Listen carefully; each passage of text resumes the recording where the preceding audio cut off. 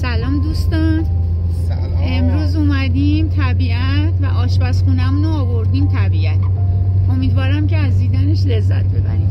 بریم تو طبیعت آشپزی کنیم. حتما همراه ما باشید. ممنون. همچنان در حال تلاش هستیم. برادر بنده هستن. ما برای شما کانتنت میسازیم، بالاخره هر چی شده باشه میسازیم.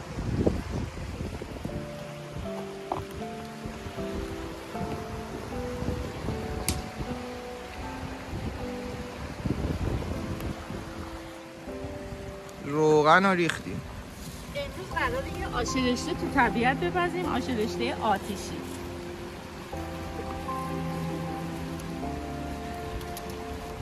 یه دونه پیاز رو خوب میکنیم، یه تفتی بهش میدیم.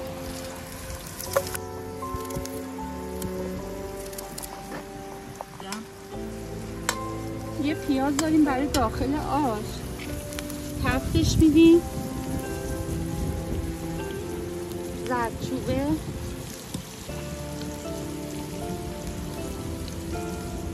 فلفل میزنیم بهش،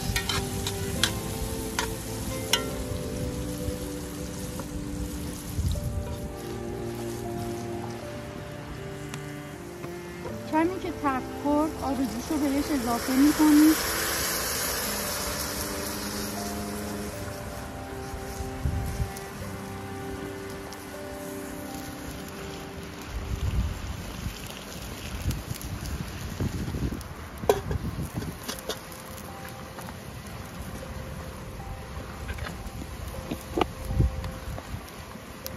کنیم لیوان حبوبات داریم، نخود پخته شده، لوبیا چیتی پخته شده، عدس پخته شده.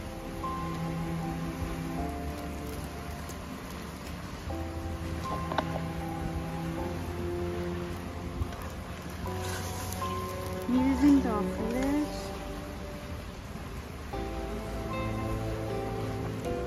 سبزی آش داریم،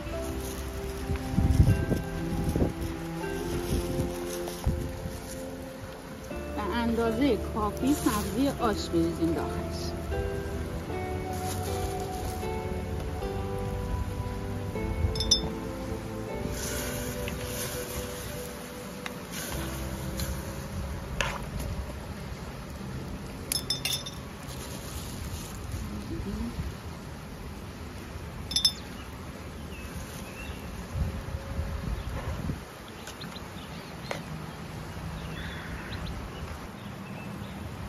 اجازه میدیم که آبش بجوشه و رشتهش رو بهش اضافه کنیم.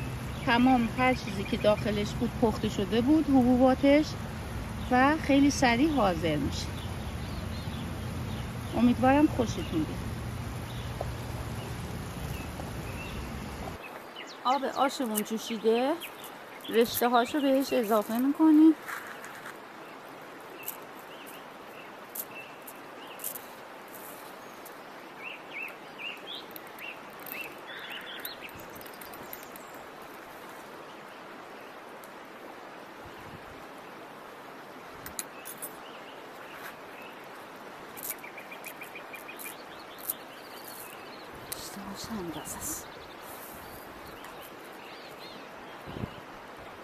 میذاریم تا جا بیفته.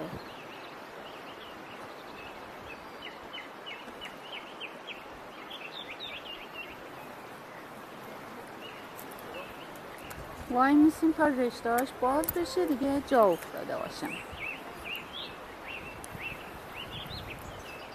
آشمون جا افتاده، انشالله تزیین شدهش رو نشونتون میدم. به به.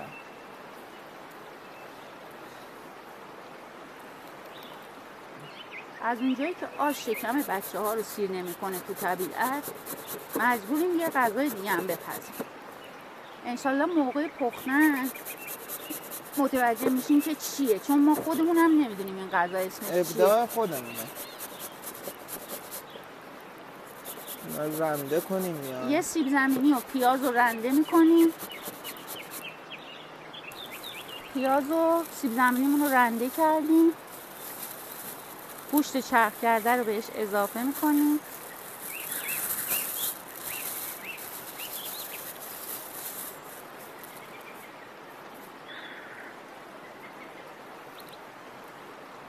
نمک،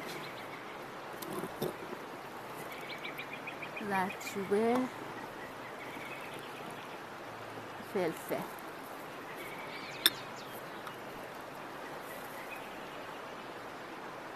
اینا رو با هم مخلوط میکنیم. یه تخم مرغ هم میزنیم داخلش. البته کتلت نیستا، ولی مایه کتلت. پیشوله هم اومد. کتلت میخواد من. یه قاشق رو به گوجه فرنگی داریم. یه تخم مرغ داریم.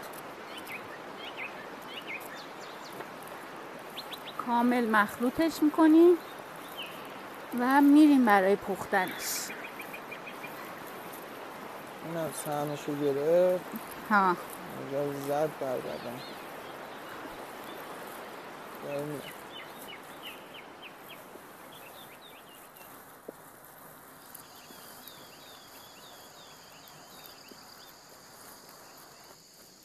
خمیر داریم. خمیر رو با دستمون باز میکنیم.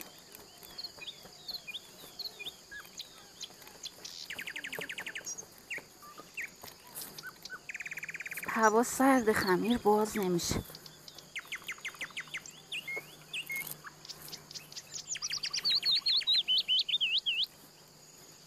از مایه گوشتیمون برمیداریم، روی خمیرمون میذاریم.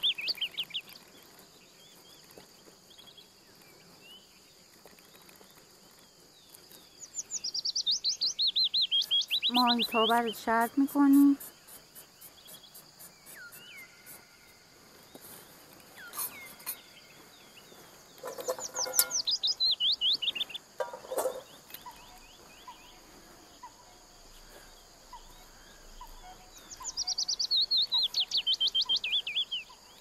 سمت گوشتشو میذاریم.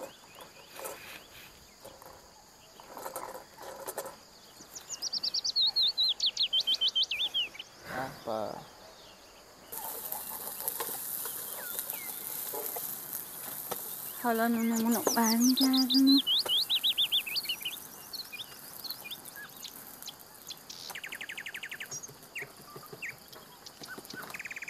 نونش هم پخته.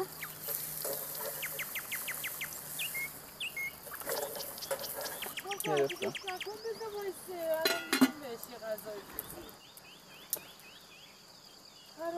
دهوبه.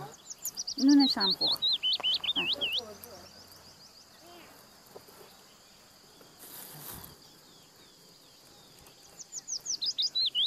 یه تیکه از گوشتمون روی خمیرمون پهن میکنیم. همشون به همین شکل.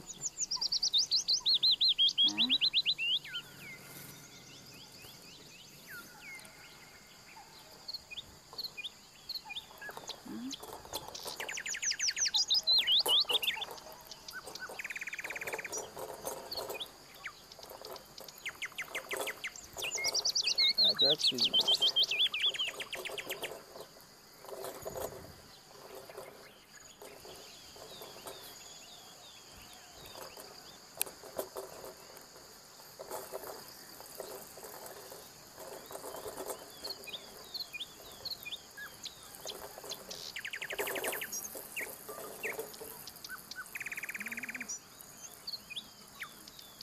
سمت گوشتش که سرخ شد برگردونیم سمت نونش.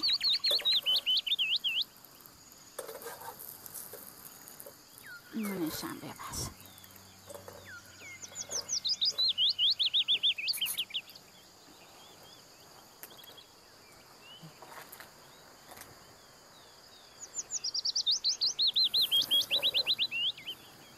به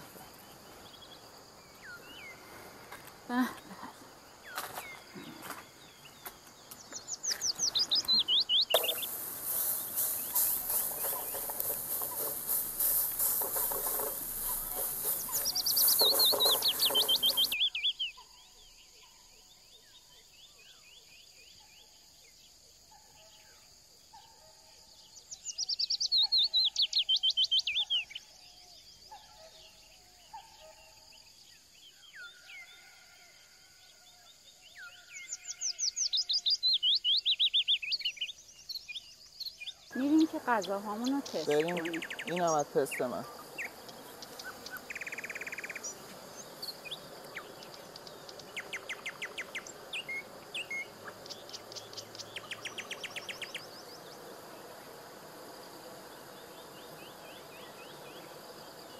عالی. جای همتون خالی. اینم از تست غذای جدیدمون که خودمون زدیم.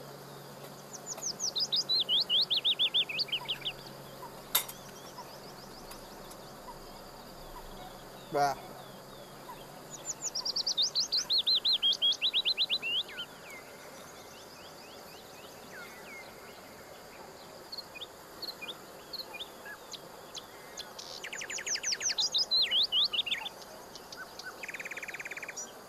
درجه 1 نصف همیشه. امیدوارم درست کنیم و لذت ببریم. لایک و کامنت یادتون نره. حتما سابسکرایب کنین، چون میتونید با سابسکرایب کردنتون به ما روحیه بدین، حمایتمون کنین. حتما هم با خانواده خوش بگذارین. اینم پیشو.